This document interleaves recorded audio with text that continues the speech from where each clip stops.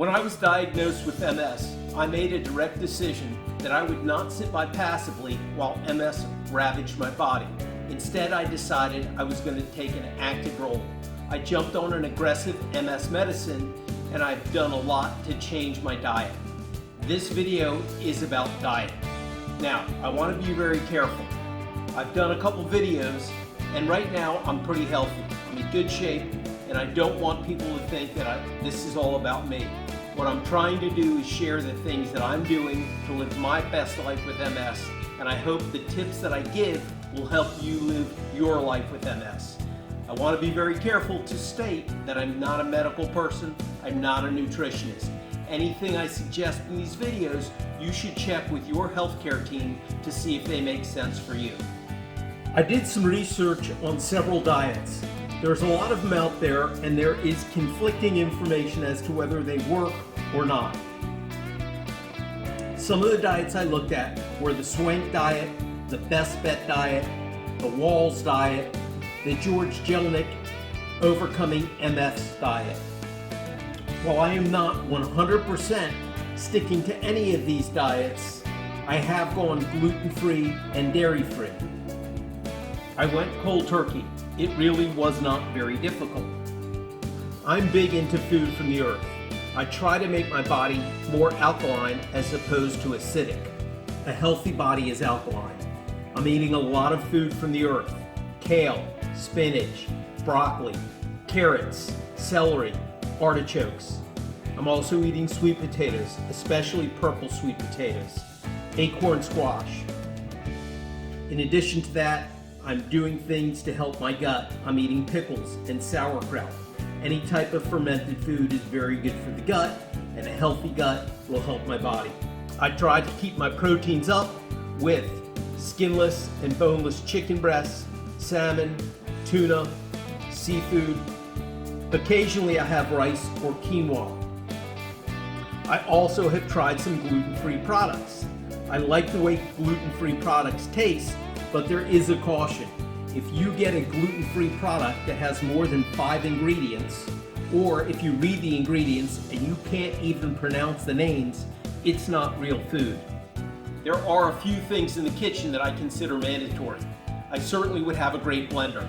One of the things I do is I have protein shakes at least once or twice a day. In my protein shakes, I use all kinds of colored fruit, blueberries, strawberries, watermelon, and I do put in gluten-free vegan protein.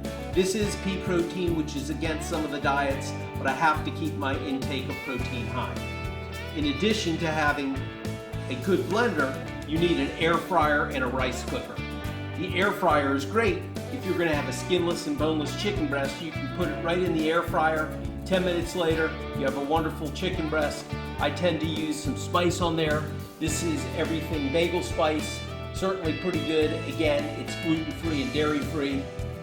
Most of my friends don't know I have MS. Those same friends don't know I'm a really good cook.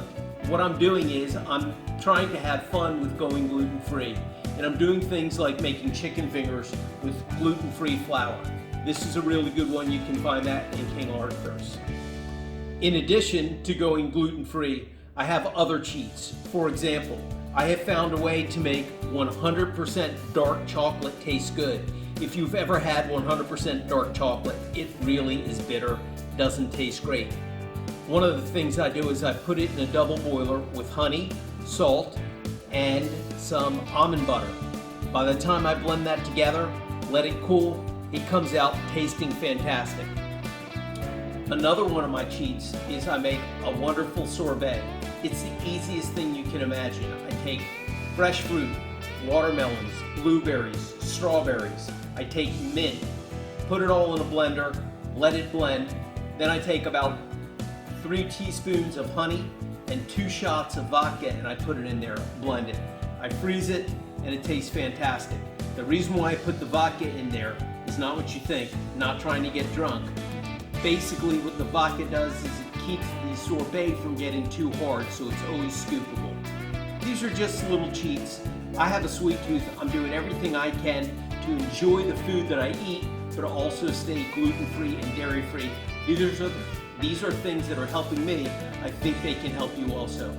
Live your best life with MS. Do things that are going to make you happy. Do things that are going to make you feel good. Make wise choices.